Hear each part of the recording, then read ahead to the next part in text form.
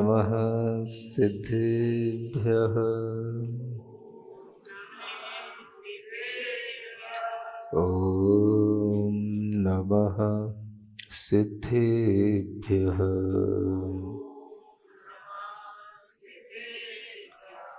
ॐ नमः सिद्धेभ्यः।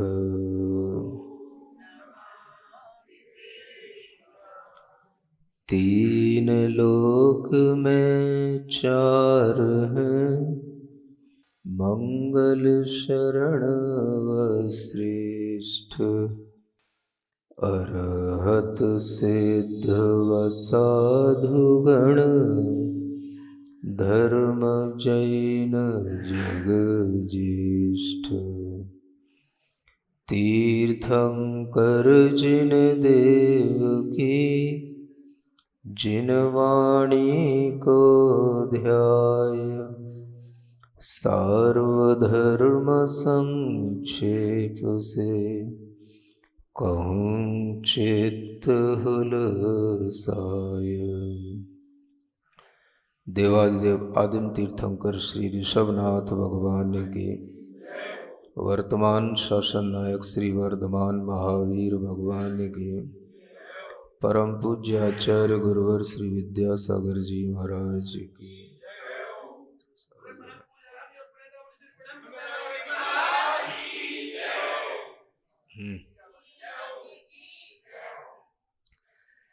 नई छेडाला के 5वीं ढाल के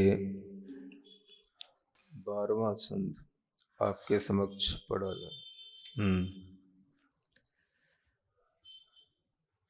इस 12वें छंद में शुक्ल ध्यान का वर्णन करते हुए कल आपको प्रारंभ की 2 लाइनें बताई थीं। आगे की 2 लाइनें और हैं जो इस छंद को पूर्ण करती हैं। पुण्य फला अरिहंता भगवन, बोलो।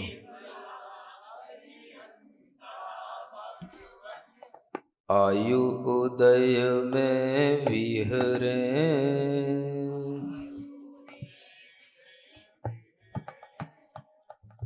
तीर्थंकर विधि उदय होय तब।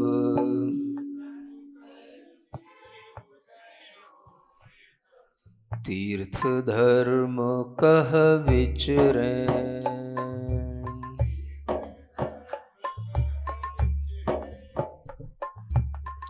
जब दूसरे शुक्ल ध्यान से केवल ज्ञान की प्राप्ति हो जाती है तो अरिहंत दशा प्राप्त हो जाती है।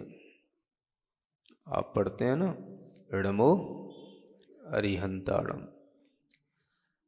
अरिहंत भगवान जब बनते हैं तो वह इसी तरह के शुक्ल ध्यान को ध्याकर बनते हैं, और वह मुनिराज ही होते हैं जो अरिहंत पद को प्राप्त कर लेते हैं। वह अरिहंत पद किससे मिलता है? तो उनका एक विशेषण आता है प्रवचन सार जैसे महान ग्रंथराज में, पुण्य फला अरिहंता। क्या कहा गया? आचार्यों के एकात वाक्य आपके जिह्वा पर रहने चाहिए, जिससे आपका मन पवित्र हो, आपके विचार पवित्र हो। ये सेंटेंस आपको याद करना है, पुण्य फला अरिहंता। आचार्य कुंदकुंद देव ने कहा कि अरिहंत किससे बनते हैं? पुण्य के फल से बनते हैं। पुण्य जब फलीभूत होता है तो वही हमें केवल ज्ञान प्राप्त करा देता है, वही हमें अरिहंत दशा को प्राप्त करा देता है। इस वाक्य को लेकर के कई लोग बड़ा चिंतित रहते हैं। सुन रहे हो ना?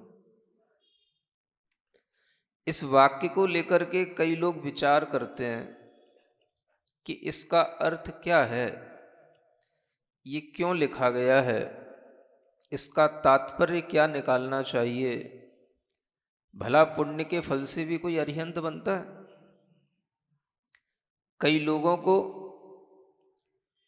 इस अर्थ को पचाने में बड़ी कठिनाई होती है कि पुण्य के फल से अरिहंत बनते हैं, क्योंकि कुछ लोगों ने पाप और पुण्य को एक मान करके धारणा बना ली है। पाप और पुण्य एक मान करके बैठ गए हैं, और पाप और पुण्य दोनों का फल संसार है ऐसा मान करके जिन्होंने अपनी धारणा बना ली है, उन्हें यह आचार्य कुंदकुंद की वाणी भी पचती नहीं है। कौन सी वाणी? पुण्य फला अरिहंता। ये प्रवचन सार के शब्द हैं, वाक्य हैं, और यह प्रवचन सार भी आचार्य कुंदकुंद देव का ही है। तो जिनको इस तरह की धारणा बन गई है कि पाप और पुण्य एक समान होते हैं, दोनों ही बेड़ी की तरह होते हैं, दोनों का फल संसार है, दोनों से ही कर्म बंद होते हैं, तो उन्हें ये बात पचती नहीं है कि भला पुण्य के फल से कैसे अरिहंत दशा प्राप्त हो जाएगी। आप लोगों को समझ आती है? बताओ। अरिहंत भगवान बनते हैं तो किससे बनते हैं? पुण्य के फल से बनते हैं। अब ये बात आपको समझ आए या ना आए, लेकिन हमें समझाना जरूरी है।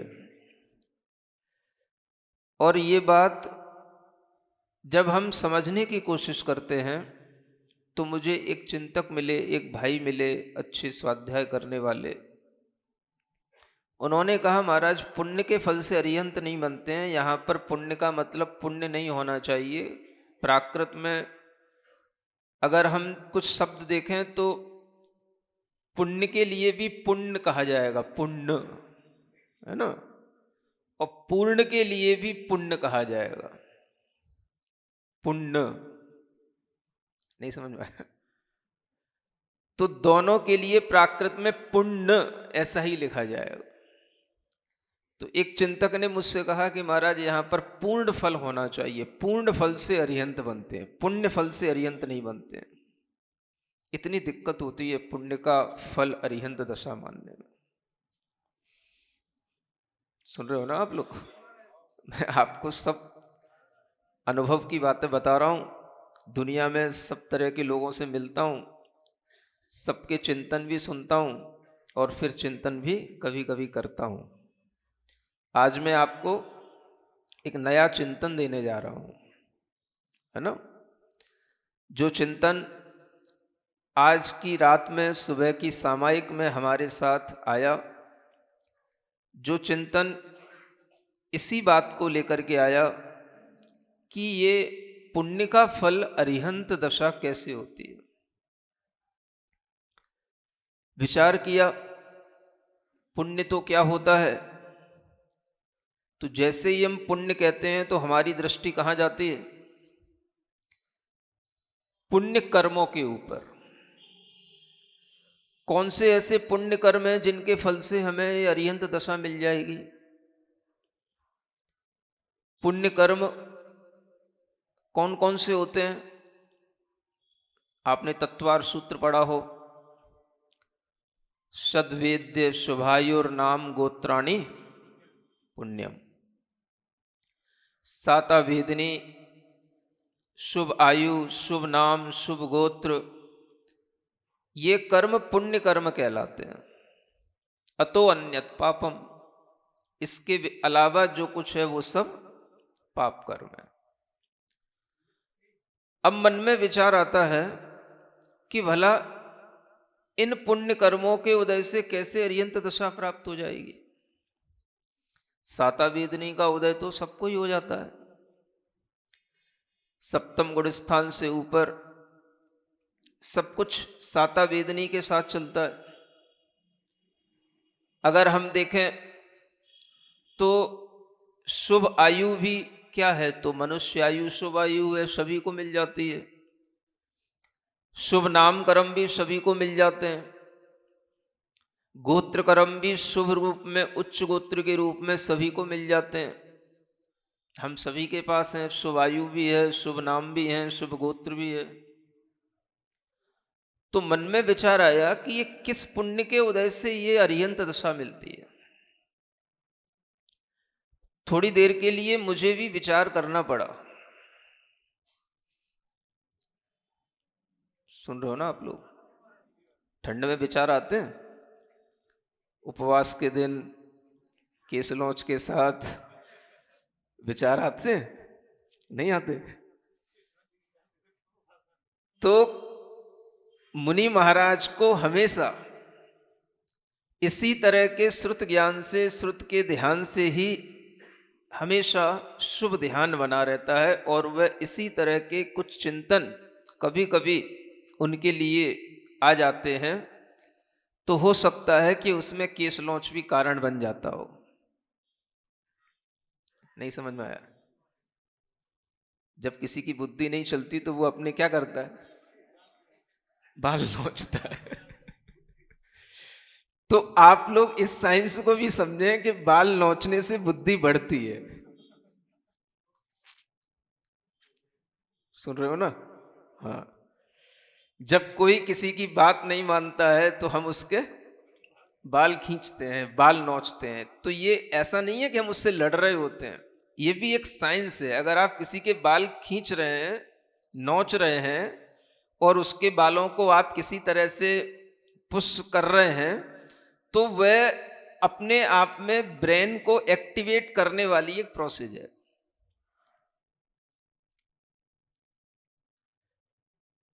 ये लड़ाई ही नहीं है, ये पद्धति हमारे दिमाग को और जागृत बनाती है।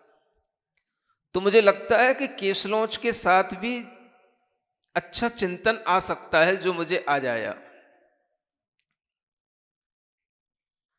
वो चिंतन इससे पहले कभी नहीं आया।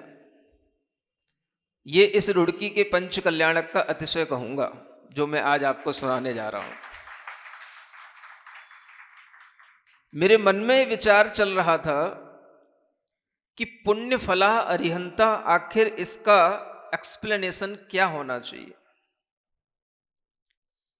कौन से पुण्य के फल से अरिहंत बनते हैं? अगर हम ये विचार करें तो सिद्धांत में जब हम झांकते हैं तो पुण्य फल तो यही है। घाती कर्म तो सभी पाप कर्म है, अघाती कर्म यही सब आयु नाम गोत्र वेदनी, इन्हीं के फल से पुण्य फल होता है। और इस पुण्य फल को ही पुण्य कर्म का फल कहा गया है। अब इसके अलावा और क्या है? जब हम इन कर्मों में देखते हैं तो केवल एक कर्म विशिष्ट दिखाई देता है, जिसे हम कहते हैं तीर्थंकर नाम कर्म। बाकी सब कुछ कॉमन है। भाई मनुष्यायी सबको मिलती है, मनुष्यायी शुभ है तो सबको है, उच्च गोत्र सबको मिल जाएगा, हम सभी के पास है। नहीं समझे? और शुभ नाम में भी कोई अच्छे, मान लो चलो वज्र वृषभ नाराज सेनन है कि समचतुरस संस्थान है। अब इनमें संस्थानों का तो कोई ऐसा रोल नहीं है कि भाई इन्हीं संस्थान वाला केवल ज्ञान प्राप्त करेगा। केवल ज्ञान तो किसी को भी प्राप्त हो जाता है। तो अरिहंत बनने के लिए, केवल ज्ञान प्राप्त करने के लिए कौन से शुभ कर्म हैं जिनके फल से ये पुण्य फल से अरिहंत बनते हैं? ये विचार काफी दिनों से चल भी रहा था। कभी इस विचार पर सोचना बंद हो गया था, फिर कभी सोचते भी थे तो कुछ उत्तर नहीं मिलता था। आज इसका हमें बहुत अच्छा उत्तर मिला है, इसलिए आज का दिन हमारे लिए बहुत शुभ है।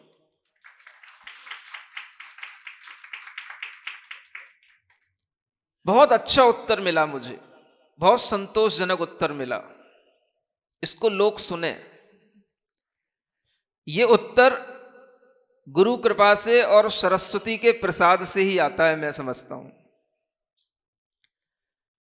मैंने विचार किया कि भाई कौन से पुण्य कर्म के फल से अरिहंत बनते हैं?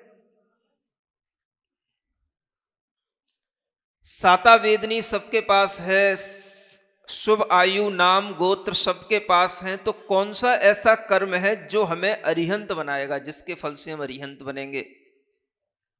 अगर हम कहें कि हम तीर्थंकर नाम कर्म के फल से बनते हैं, तो तीर्थंकर नाम कर्म के फल से तीर्थंकर अरिहंत बनेंगे, वो तीर्थंकर केवली कहलाएंगे। लेकिन एक सामान्य केवली भी होते हैं। हमें अगर अरिहंत भगवान के बारे में विचार करना है तो फिर हमें सभी के बारे में सोचना पड़ेगा। तीर्थंकर अरिहंत तो केवल तीर्थंकर नाम कर्म के उदय से बनेंगे। वो नाम कर्म का उदय उनके लिए मुख्य रूप से शुभ भाव कहलाएगा, पुण्य भाव कहलाएगा। वो उनके लिए पुण्य फलेगा, वो तीर्थंकर के लिए फल रहा है। लेकिन जो तीर्थंकर नहीं है, उन अरिहंतों के लिए क्या? सबसे बड़ा पुण्य फल कौन सा? तीर्थंकर नाम कर्म सबसे बड़ा पुण्य फल है। इसके आगे सारे पुण्य कर्म फीके हैं, है ना। तो तीर्थंकर नाम कर्म के साथ में अभी तक हम ये विचार करते थे कि पुण्य फला अरिहंता का मतलब है कि तीर्थंकर नाम कर्म के फल से अरिहंत बनना। अभी तक हम ये विचार करते थे। आज मुझे और एक गहरा चिंतन आया और एक गहरी विचार हमारे अंदर उत्पत्ति हुई उसकी, कि पुण्य फल से अरिहंत बनते हैं तो वह अरिहंत भगवान दो तरह के हैं, एक तीर्थंकर केवली और एक सामान्य केवली। अगर हम इसका अर्थ इतना ही लेंगे कि पुण्य फल से तीर्थंकर बनते हैं, तो केवल तीर्थंकरों के लिए यह विचार रह जाएगा पुण्य फला अरिहंता। सामान्य अरिहंतों को कैसे हम इस पुण्य फला अरिहंता के माध्यम से समझाएंगे?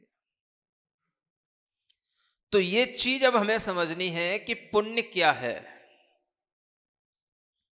एक तो पुण्य ये जो हमने बता दिया आपको, शुभ कर्मों का उदय होना, ये पुण्य है।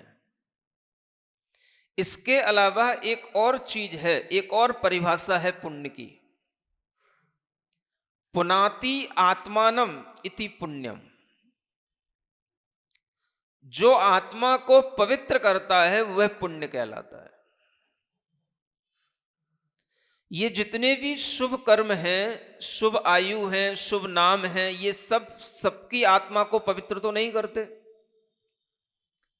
क्योंकि मनुष्य आयु को प्राप्त करके भी, उच्च गोत्र में जन्म लेकर के भी, साता वेदनी के उदय में भी, शुभ नाम कर्मों का उदय होने पर भी, मान लो वज्र वृषभ नारा सैनन का भी उदय हो तो भी जीव पाप करता है।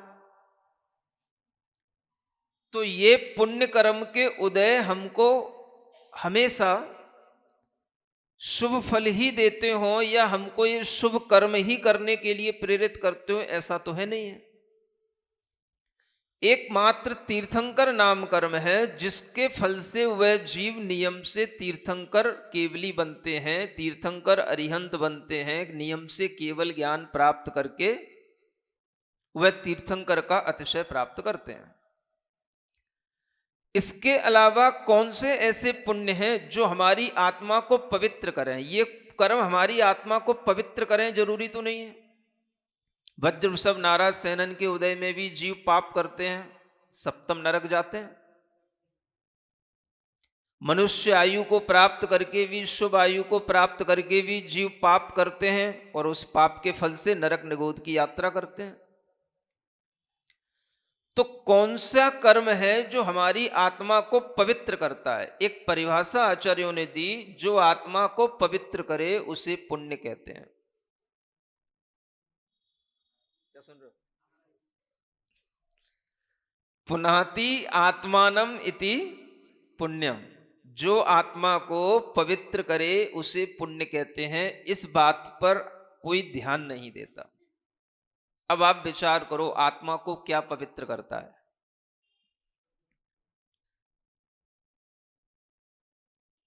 हमने केवल यही विचार कर रखा है कि बस शुभ नाम कर्म और शुभ गोत्र कर्म के फल से अरिहंत बनते हैं, तो ये तो बात बैठती नहीं है, इसलिए पुण्य फला अरिहंता सबके लिए बैठता नहीं। इस तरह का विचार कई लोगों ने दिया और आज तक उसका सही उत्तर नहीं मिला। ये उत्तर अब आपको आज मिल रहा है। जो आत्मा को पवित्र करे उसे पुण्य कहते हैं। ये पुण्य कहां से आएगा? तो ये पुण्य आएगा पाप का अभाव करने से। अब देखिए एक दूसरा पुण्य क्या है, पाप का क्षय करना, इससे भी पुण्य उत्पन्न होता है। वो पुण्य कौन सा, जो आपकी आत्मा को पवित्र करे। पाप कर्म के क्षय से पुण्य होगा जो आपकी आत्मा को पवित्र करेगा। पाप कर्म कौन से, सभी घातिया कर्म पाप कर्म है।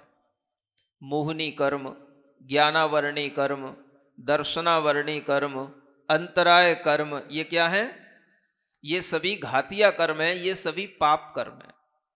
अब आप देखिए आत्मा किससे पवित्र होगी, मोह का अभाव करने से आत्मा पवित्र होगी। मोह रूपो रिपुः पाप, कसाय भट्ट साधन। आचार्य कहते हैं ये पाप है, मोह रूप जो भाव है ये पाप है। कसायों का जो भी साधन है, कसाय रूपी भट्ट योद्धा जो भी इस पाप को बढ़ाने वाले हैं, ये सब पाप के लिए हैं, पाप की वृद्धि करने वाले हैं। तो पाप क्या हुआ, मोह पाप हुआ, कसाय पाप हुई। समझ में आ रहा है। ज्ञानावरणी कर्म, मति ज्ञानावरणी कर्म, श्रुत ज्ञानावरणी कर्म, अवधि मनः पर्यय ज्ञानावरणी कर्म और केवल ज्ञानावरणी कर्म, ये सब क्या है, ये सब पाप है। दर्शनावरणी कर्म भी सब क्या है, पाप है। अंतराय कर्मों में दान अंतराय, लाभ अंतराय, भोग अंतराय, सभी क्या है, पाप है। इन पाप कर्मों का क्षय करने से आत्मा पवित्र होती है। उस पवित्रता का नाम पुण्य है, और उस पुण्य के फल से वह अरिहंत बनते हैं। वह कहलाता है अरिहंत दशा, पुण्य फला अरिहंता। ये बात आज तक समझाई नहीं गई और किसी के समझ में भी नहीं आई कि कौन सा पुण्य यहां पर कहा जा रहा है जिसके फल से अरिहंत बनते हैं। तो पुण्य कहने से सबकी दृष्टि पुण्य कर्म पर चली जाती है। पुण्य कर्म का मतलब वो पुण्य कर्म जो अघातिया कर्म है वो पुण्य कर्म है, उसके साथ साथ पाप के अभाव से वह पुण्य आत्मा बनता है। इसलिए परमात्मा का एक नाम पुण्यात्मा भी है। सहस्त्र नाम में पुण्यात्मा, पुण्यधी, इस तरह से भी सहस्त्र नाम में परमात्मा का नाम आता है। और वह नाम जो पुण्य के साथ जुड़ता है, इसीलिए जुड़ता है जिसने आत्मा को पवित्र कर लिया है वह आत्मा अपने आप में पुण्य आत्मा है। और जिन गुणों के कारण से वो पवित्र हो गया है वह गुण उसके अंदर आ गए, इसलिए वह पुण्य गुणों को धारण करने वाला आत्मा पुण्यात्मा कहलाता है। तो पुण्य से जिनको एलर्जी है उन्हें ये बात समझ नहीं आती कि परमात्मा को हम पुण्यात्मा कहें। परमात्मा पुण्य रूप है, पुण्य स्वरूप है, उनके अंदर पुण्य गुणों की उत्पत्ति हुई है। ये अनंत ज्ञान, अनंत दर्शन, अनंत सुख, अनंत शक्ति, अनंत दान, लाभ, भोग, उपभोग की ये सभी लब्धियां प्राप्त हुई हैं। ये सब क्या है, पुण्य गुणों की प्राप्ति है। ये कैसे गुण है? आपसे पूछा जाए अनंत ज्ञान, ये गुण है ना आत्मा का, ज्ञान गुण प्रकट हुआ, तो अब ये पुण्य रूप है कि पाप रूप है? बोलो, ये पुण्य गुण है कि पाप गुण है? इसको पुण्य गुण कहा जाएगा। जो आत्मा को पवित्र करे वो गुण क्या कहलाता है, पुण्य गुण। सम्यक दर्शन है मान लो, तो सम्यक्त गुण भी अपनी आत्मा को पवित्र करता है, तो सम्यक्त भी क्या है, पुण्य गुण है। जो मोह है वो पाप है, मिथ्यात्व है वो पाप है, और सम्यक्त है तो पुण्य है। मिथ्यात्व को तो पाप कहना चाहिए, मिथ्यात्व को पाप मानना चाहिए, ये तो सभी कहते हैं, लेकिन सम्यक्त को पुण्य कहना चाहिए ये कोई नहीं स्वीकारता। क्योंकि पुण्य कहते ही पाप पुण्य सब बराबर हो जाता है उनके लिए। किनके लिए? जो सिर्फ समय सार पढ़ते हैं उनके लिए, मतलब वो प्रवचन सार भी नहीं पढ़ते। जब पुण्य कहा जाता है तो पुण्य के दो अर्थ आपके सामने आते हैं। वह दूसरा अर्थ अभी तक आपकी दृष्टि से ओझल था, वो आज आपके सामने रखा जा रहा है। पहला अर्थ तो सभी को पता है, तत्वार सूत्र के ज्ञान से सबको ज्ञान है कि साता वेदनी आदि ये सभी कर्म क्या है? पुण्य कर्म है। तो हमारी दृष्टि इन्हीं पुण्य कर्मों की ओर जाती है। लेकिन दूसरा पुण्य कहां से आता है? तो पाप के नाश से आता है, पाप के क्षय से आता है। मोह का नाश करेंगे तो आप निर्मोह होंगे। निर्मोह भाव अपने आप में पुण्य भाव है। कसायों का नाश किया, आप निष्कसाय हुए, निष्कसाय भाव ये पुण्य भाव है, ये भी पुण्य है, इसको समझें। आपने अपनी अंतर आत्मा से अंतराय कर्मों का क्षय किया, ये निरंतराय का भाव आया, ये भाव आपके अंदर पुण्य भाव है। आपकी आत्मशक्ति अंतराय कर्मों से दबी हुई थी, आपने उसको नष्ट किया, आत्मशक्ति प्रकट हुई, ये आपका पुण्य भाव है। मिथ्यात्व के कारण से आपके अंदर श्रद्धान उल्टा था, आपने उस मिथ्यात्व को नष्ट किया, सम्यक्त गुण आविर्भाव हुआ, ये पुण्य भाव है। ज्ञानावरणादि कर्मों के कारण से आपके अंदर अज्ञान बना रहता था, आपने उस सारे अज्ञान को नष्ट करके केवल ज्ञान प्राप्त कर लिया, ये केवल ज्ञान आपका पुण्य भाव है। समझ में आएगा? स्वीकारता बनेगी। ये पुण्य कर्म नहीं कह रहा हूं, ये पुण्य गुण कह रहा हूं। कौन से गुणों की उत्पत्ति हुई? तो पुण्य गुणों की उत्पत्ति। एक जगह यह भी आता है, स्तुति पुण्य गुणोत्कीर्ति। सहस्त्र नाम में ही आचार्य जिनसेन महाराज ने स्तुति क्या कहलाती है? पुण्य गुणों की उत्कीर्ति, माने कीर्तन करना। पुण्य गुणों का कथन करने का नाम ही स्तुति है। स्तोता भव्य है प्रसन्न धी, ऐसा। स्तोता कौन कहलाता है? जो भव्य हो, प्रसन्न बुद्धि वाला हो, वह स्तोता, स्तुति करने वाला कहा जाता है। तो आचार्य क्या कहते हैं? पुण्य गुणों का कथन करने का नाम स्तुति है। पुण्य गुण कौन से? अभी तक शायद ये किसी ने सोचा नहीं, पुण्य गुण कौन से होते हैं। केवल पुण्य कर्म का नाम पुण्य गुण नहीं है। पुण्य गुण जो हमारी आत्मा को अभी तक प्राप्त नहीं हुए, जिनके कारण से हमारी आत्मा पाप में रही, वो पाप गुण हो गए। मिथ्यात्व क्या हो गया? तो पाप गुण हो गया। समझ आता? और जितने भी मति ज्ञान आदि ये सब आवरणी कर्म हैं, ये सब क्या हैं? इनके कारण से उत्पन्न होने वाला ज्ञान भी सब पाप है। पुण्य गुण कौन से? जो इन ज्ञानावरण के अभाव में गुण उत्पन्न हो रहा है। अनंत ज्ञान, ये आत्मा का ज्ञान गुण प्रकट हुआ, ये पुण्य गुण है। आत्मा में अनंत दर्शन उत्पन्न हुआ, दर्शनावरणी कर्म के अभाव में, ये आत्मा का पुण्य गुण है। आत्मा में अनंत शक्ति उत्पन्न हुई, वीर्यांतराय कर्म के अभाव में, ये आत्मा का पुण्य गुण है। आत्मा में सम्यक्त भाव पैदा हुआ, मिथ्यात्व के अभाव में, ये आत्मा का पुण्य गुण है। चारित्र मोहनी के अभाव में आत्मा में जो वीतराग भाव उत्पन्न हुआ, निष्कसाय भाव उत्पन्न हुआ, यह आत्मा का पुण्य गुण है। ऐसे पुण्य गुणों का कथन करना, उनकी स्तुति करना ही स्तुति कहलाता है। तो जो आत्मा को पवित्र करे वह पुण्य है। सभी घातिया कर्मों के अभाव से जो आत्मा में पवित्रता आ रही है वह पुण्य है। ये पुण्य आज तक कभी किसी ने समझा नहीं और इसको पुण्य के रूप में कभी किसी ने व्याख्यायित किया नहीं। ये आज कर पा रहा हूं। सरस्वत्या प्रसादेन चिंतनम कुरुते जनः।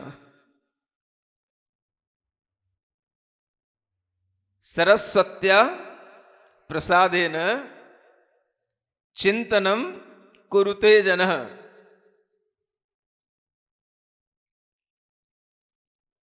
सरस्वत्या प्रसादेन सत्पथ गामिनो जनाः। सरस्वती के प्रसाद से ही मनुष्य चिंतन करता है और सरस्वती के प्रसाद से ही मनुष्य सतपथ पर चलने वाले होते हैं। अगर आपके अंदर कोई चिंतन आए तो इसी को समझ लेना, यह सरस्वती का प्रसाद है। आज सरस्वती प्रसन्न हो गई। सरस्वती की स्तुति में सिर्फ इतना लिखा रहता है, सरस्वत्या प्रसादेन काव्यम कुर्वन्ति मानवा। मनुष्य काव्य बनाते हैं, काव्य भी चिंतन से ही बनते हैं। तो हम उसकी और तह में जाएं तो सरस्वत्या प्रसादेन चिंतनम कुरुते जनः और सरस्वत्या प्रसादेन सत्पथ गामिनो जनः। ये श्लोक भी आज ही नया बनाया, आपको बता रहा हूं।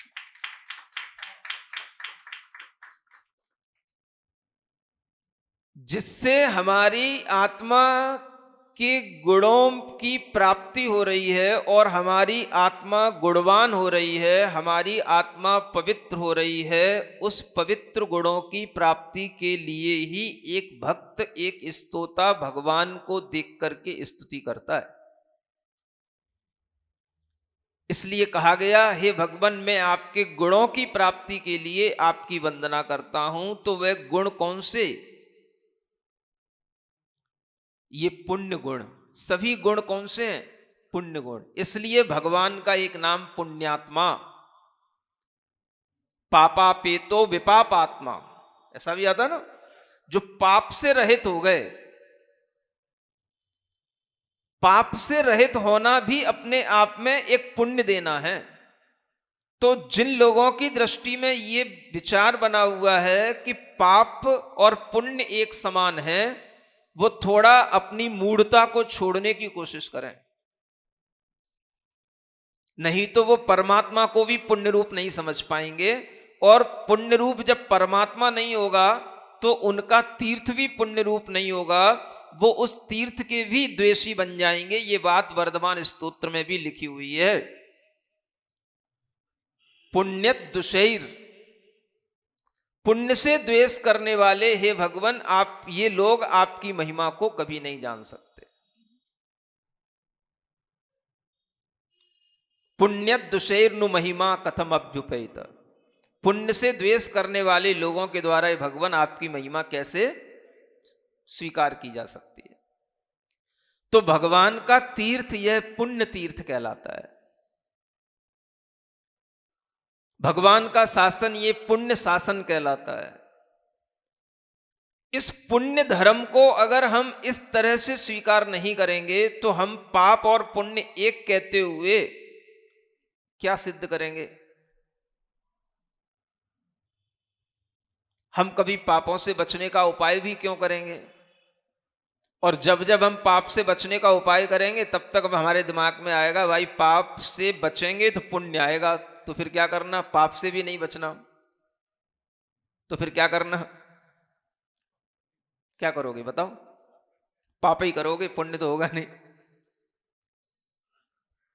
पाप के अभाव से पुण्य ही आएगा। और तीर्थंकर बनने के लिए या अरिहंत बनने के लिए जो भी जीव उद्यत होगा वह क्या करेगा? पाप का ही क्षय करता जा रहा है, पाप ही का नाश करता जा रहा है, पाप का ही अभाव कर रहा है। और क्या कर रहा है बताओ? बताओ शुक्ल ध्यान से क्या होता है? सारे पाप कर्मों का नाश हो रहा है ना।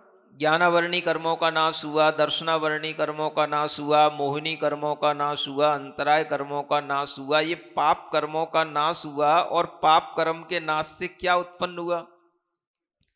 तो आपने कह दिया गुण उत्पन्न हुए, लेकिन आपने ये नहीं कहा पुण्य गुण उत्पन्न हुए। क्योंकि आपको पुण्य कहने में डर लगता है। समझ आ रहा है? तो सामान्य अरिहंत भी अगर बनते हैं तो वह पाप के नाश से ही बनते हैं, और इस तरह से जिनकी आत्मा पाप के अभाव से पवित्र होती चली जाती है, और जब वे केवल ज्ञान की प्राप्ति कर लेते हैं तो वह ज्ञान भी पुण्य फल कहलाता है कि उनकी आत्मा इस पुण्य के फल से पवित्र हो गई, इसलिए वह अरिहंत भगवान बन गए। तो केवल तीर्थंकर भगवान के लिए ही ये पुण्य फला अरिहंता नहीं है, सामान्य आत्माएं भी ये पुण्य फला अरिहंता ज्ञाना वर्णादि कर्म पाप कर्म के नाश से और इसी पुण्य के फल से वह अरिहंत बनते हैं, ये इससे सिद्ध हो जाता है। समझ में आ गया? तो क्या याद रखना है? अरिहंत भगवान पुण्य फल से बनते हैं। तो पुण्य फल दोनों प्रकार का, एक तो कर्म पुण्य कर्म के फल से, तीर्थंकर आदि ऐसे पुण्य कर्म के फल से, और एक पाप कर्म के नाश से उत्पन्न होने वाली आत्मा की पवित्रता उस पुण्य के फल से अरिहंत बनते हैं। समझ आया? तो घातिया कर्मों के नाश से भी पुण्य होता है, यह बात भी हमें थोड़ी कहनी चाहिए।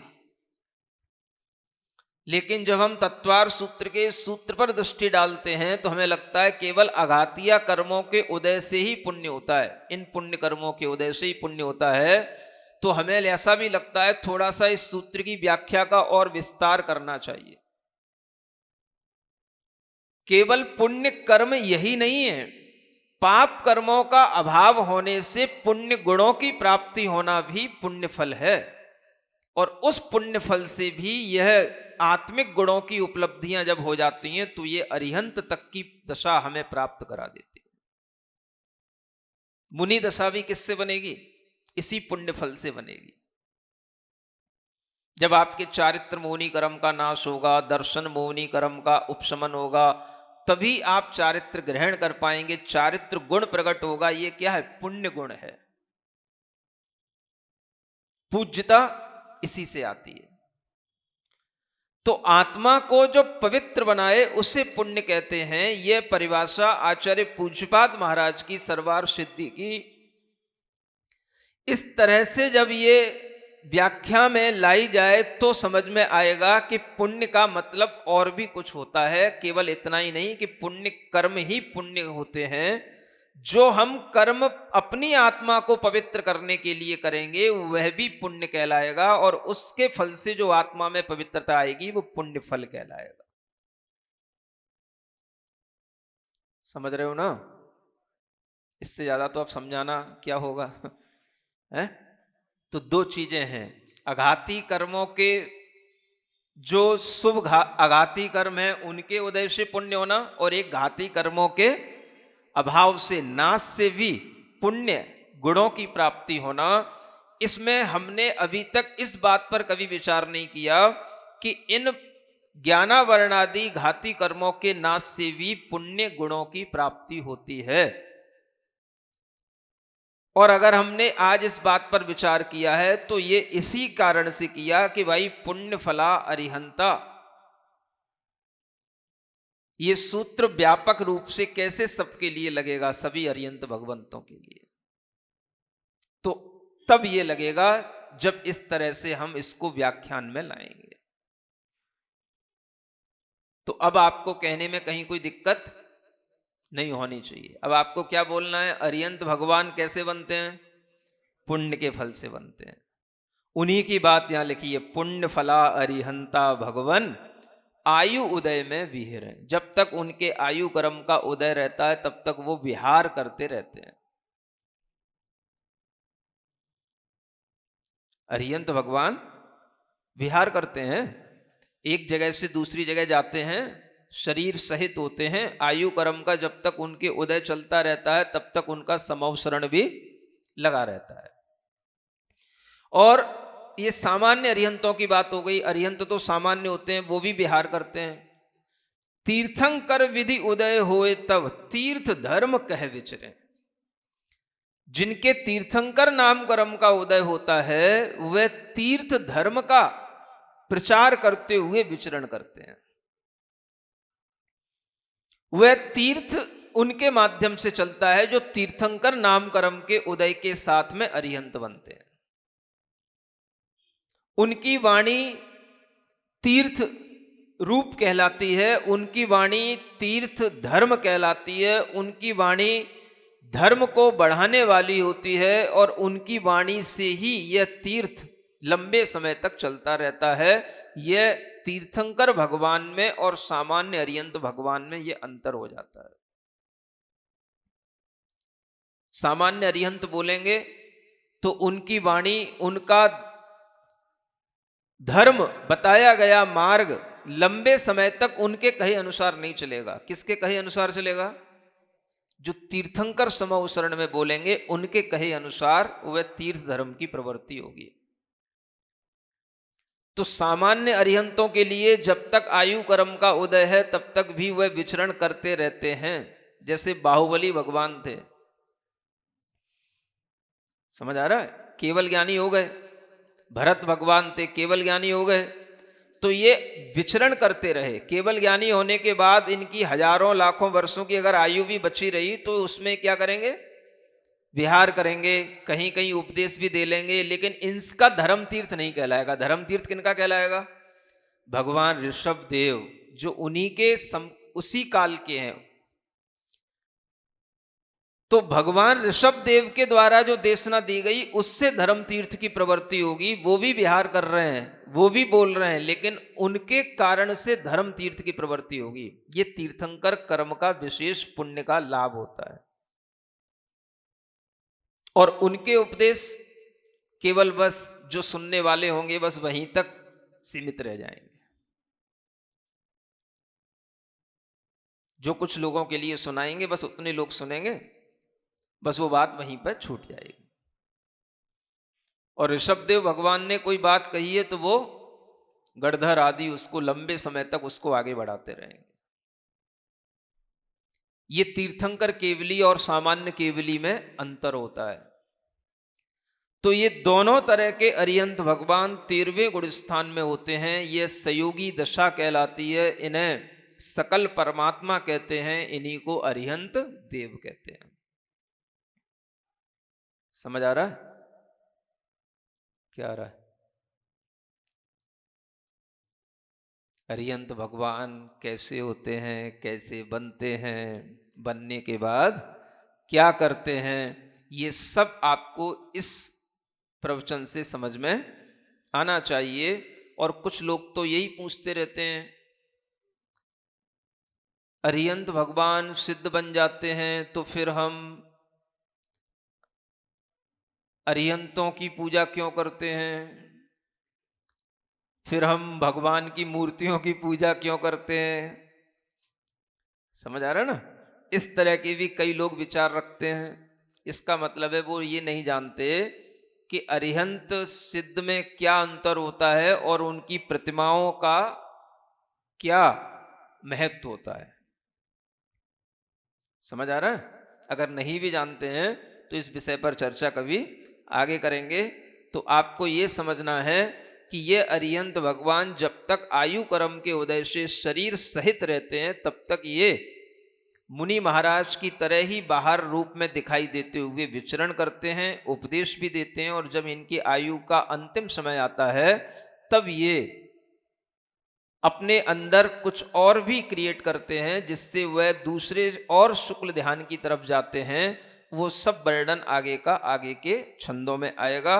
आज के लिए यही पर्याप्त है कि आप ये समझें कि ऐसे अरिहंत भगवान की हम जो पूजा करते हैं वह पूजा वह उनके गुणों की प्राप्ति करने के लिए होती है। तो वह गुण भी पुण्य गुण कहलाते हैं। और इसीलिए आचार्य कुंदकुंद देव ने लिखा पुण्य फला अरिहंता। ये हमें अच्छे ढंग से समझ लेना चाहिए। ओम अरहम ओम अरहम ओम अरहम बोल ओम अरहम।